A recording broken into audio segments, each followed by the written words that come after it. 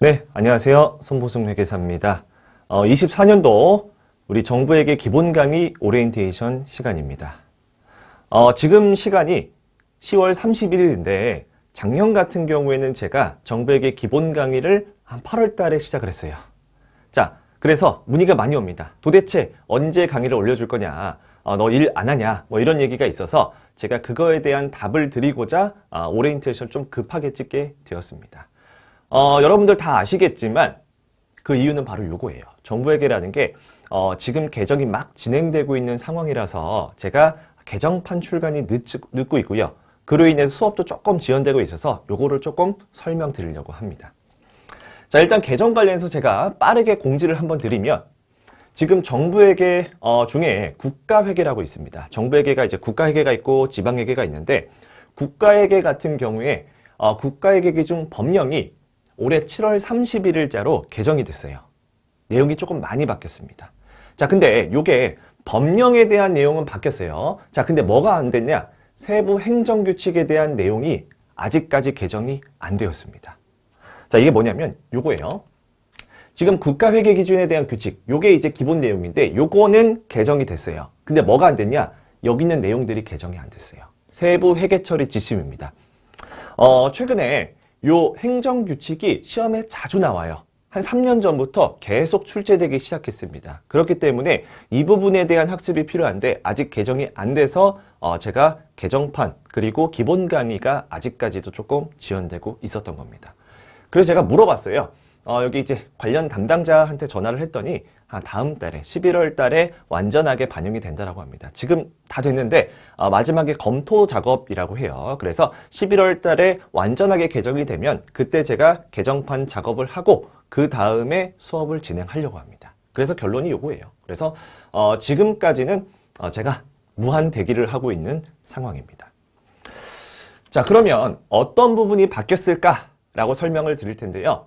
자, 국가회계만 바뀌었어요. 지방회계는 안 바뀌었고 국가회계 중에 현금흐름표가 원래 작성을 안 했다가 작성을 합니다. 자, 근데 세부적으로 어떤 식으로 작성하냐? 이런 내용은 아직 공포가 안 됐어요. 그런 내용이 어디 들어가게요? 여기 들어가죠. 자, 그리고 재무제표의 부속 서류 중에 원래 필수 보충 정보랑 부속 명세서가 있었습니다. 자, 그 항목들이 다 어디로 갔다? 주석으로 통합이 됐고요. 해당 내용, 세부 내용들은 아직까지 나오진 않고요. 자, 그 다음에 유동성 비유동 요거에 대한 내용도 다 삭제가 됐어요. 우리 IFRS랑 조금 비슷하게 가고 있습니다. 자, 그 다음에 수익과 비용 요게 이제 많이 바뀐 항목 중에 하나인데요. 사실 요게 제일 커요. 지금 수익과 비용이 국세 수익, 이전 수익, 국가 운영 수익 요렇게 바뀌었는데 이것도 요렇게 바뀌었다라고 공지만 되어 있지 세부 회계 처리 지침은 없습니다. 자, 여기 보면은 뭐 교환수익 회계처리 지침, 비교환수익 회계처리 지침, 비용 회계처리 지침 이런 회계처리 지침이 있는데 아직 개정이 안 됐죠. 보면은 다 옛날입니다. 21년도예요.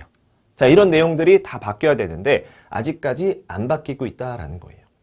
그 외에도 뭐 투자증권, 유가증권 용어도 조금 바뀌고 평가 기준도 조금씩 바뀌고 뭐 정부 출자금이라는 내용도 새로 법령에 들어왔습니다. 이런 내용들이 전체적인 큰 틀에서는 설명이 돼 있지만 세부 회계 처리 지침은 아직 개정 중이라서 제가 지연을 개정판 그리고 강의가 지연되고 있는 겁니다. 자, 그러면 오리엔테이션을 일단 시작을 할게요. 자, 목차는 이렇습니다. 제 소개 드리고 과목 소개 드리고 출제 경향 설명 드리고 본과정 교재 그리고 FAQ. 만약에 나는 개정 관련된 내용만 궁금했다라고 하시면 여기서 끊으셔도 됩니다. 자, 저는 이제 손보승 회계사고요. 지금 현무회계법이라는 곳에서 실무도 같이 하고 있고요. 지금 우리경영 아카데미랑 스마트경영 아카데미에서 회계감사 정부회계 기업법, 기업법 2 하고 있습니다. 저 같은 경우는 3일회계법인에서 일을 했고요. 제가 정부회계를 강의를 하게 된 이유는 바로 이겁니다. 저는 특이하게 회계법인에서 한 2년 3개월 정도 일하고 그 다음에 군대를 갔어요. 자, 회계사가 되고 군대를 갔기 때문에 뭘 했겠어요, 군대에서? 열심히 재무제표 만들고 감사도 하고 이렇게 했습니다. 저 같은 경우 장교로 복무를 해서 여러분들 몇 개월 복무했을지 모르겠는데 39개월 했죠. 자, 39개월 거의 다른 사람의 2배 정도 했었습니다. 자, 그 다음에 뭐 나머지는 생각할게요. 자, 정부회계가 어떤 과목이냐? 조금 궁금해 하시는 분들이 있을 것 같아서 설명드리면, 당연히 정부에서 하는 회계인데요.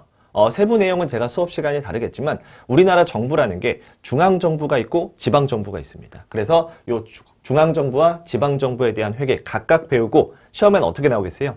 차이점 위주로 시험에 나오겠죠. 자, 출제 경향인데 기본적으로 2012년부터 출제가 됐습니다. 제가 공부하던 때에는 정부회계가 시험 과목이 아니었어요. 이게 12년부터 되면서 회계학 내에 5문제씩 출제되고 배점이 15점입니다. 낮지 않아요. 예, 배점이 꽤 높아요.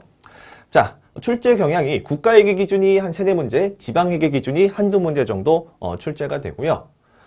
정부회계가 처음 출제된 시점부터 한 10년 동안은 상당히 낮은 난이도로 출제가 됐습니다. 그래서 실제 내용이 거의 하에서 중 정도의 난이도라고 보시면 22년부터 난이도가 조금 올라갔어요.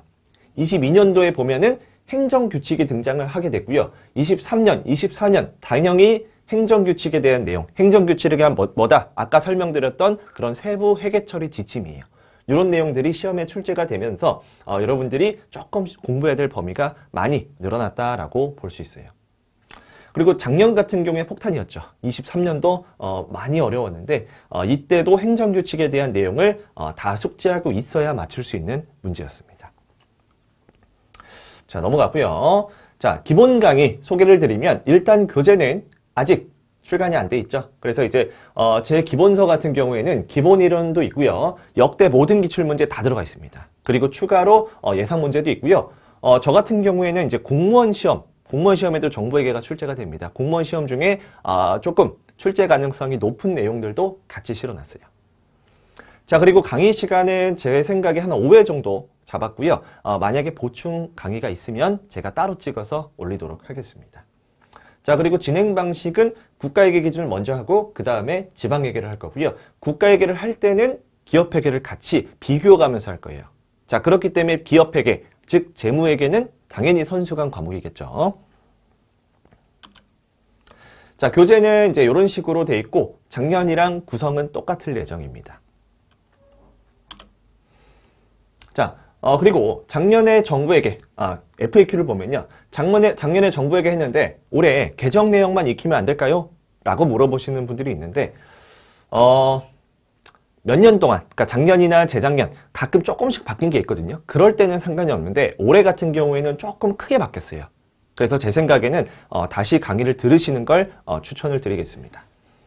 자, 두 번째, 기본 강의랑 심화 강의. 제가 기본 강의도 찍을 거고요. 내년 초에 심화 강의를 따로 시작할 예정입니다. 자, 이때 둘 다 들어야 되냐? 아니에요. 선택 과목입니다. 그래서 만약에 내가 초시생이다 라고 하면 기본 강의 들으시면 되고, 아니다, 나는 정부에게 기본 개념을 알고 있다 라고 하시면 심화 강의를 들으시면 될 것 같아요.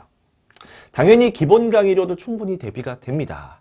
만약에 난이도가 한 중 정도 나왔다 라고 하면 제 생각에 한 5문제나 정말 최악의 경우 한 4문제까지 커버가 되고요. 어렵게 나온다고 하더라도 한 3문제에서 4문제까지는 커버가 됩니다. 물론 뭐 실제 출제 내용에 따라 조금 달라질 수도 있고요. 자, 추가로 파이널 강의도 제가 예정입니다. 1월 중에 파이널 강의 할 건데 파이널 강의는 기본 강의 요약 플러스 문제풀이라고 생각하시면 될 것 같아요. 자, 넘어가서 기본 강의랑 심화 강의는 이런 식으로 차이가 있습니다. 기본적으로 기본 개념은 당연히 심화 강의도 설명을 드릴 거고요. 추가 개념, 이런 한 4가지 정도 추가 설명을 제가 할 거고, 당연히 문제풀이, 심화 강의도 마찬가지입니다. 이게 중복되는 강의다 보니까 심화 강의도 최근 기출된 모든 기출문제 다 풀 거고요. 그리고 주요 예상 문제, 심화 문제 이렇게 풀 건데 이게 기출문제 같은 경우에는 완전히 겹쳐요. 그래가지고 기출문제 풀이는 제가 기본 강의에 있는 내용을 거의 그대로 복붙을 해드릴 겁니다. 자, 그분은 조금 양해를 부탁드리고요. 당연히 시간은 심화 강의가 조금 더 오래 걸릴 거고요. 교재는 똑같습니다. 자, 여러분들 정부회계가 조금 불안해하시는 분들도 있어요. 지금 왜 이렇게 아직까지 안 올라오고 있느냐, 언제 기본 강의를 하냐라고 하시는 분들이 있는데 주변에 합격하신 이제 뭐 친구들 보면은 정부에게 조금 늦게 하신 분들 많이 있습니다. 보통 이제 연말 연초에 많이 시작을 하거든요. 이게 여러분들이 먼저 공부하시면 먼저 까먹는 경향이 있죠. 이 망각에 대한 내용도 선입선출입니다. 자, 그렇기 때문에 지금 너무 불안해하지 않으셔도 되고요. 제가 12월 중에 빠르면 11월 말도 될 수 있을 것 같아요. 그때 수업을 진행을 할 테니까 그때 개정된 모든 내용을 완벽하게 한 번에 공부하셨으면 좋을 것 같습니다. 자, 궁금하신 내용이나 조금 문의가 있다라고 하시면 여기 다음 카페에 올리셔도 되고 아니면 제 강사 홈에다가 질문 주셔도 좋을 것 같습니다. 자, 아무튼 그러면 이렇게 OT 마치도록 하겠고요. 저는 실제 수업 때 뵙도록 하겠습니다. 네, 감사합니다.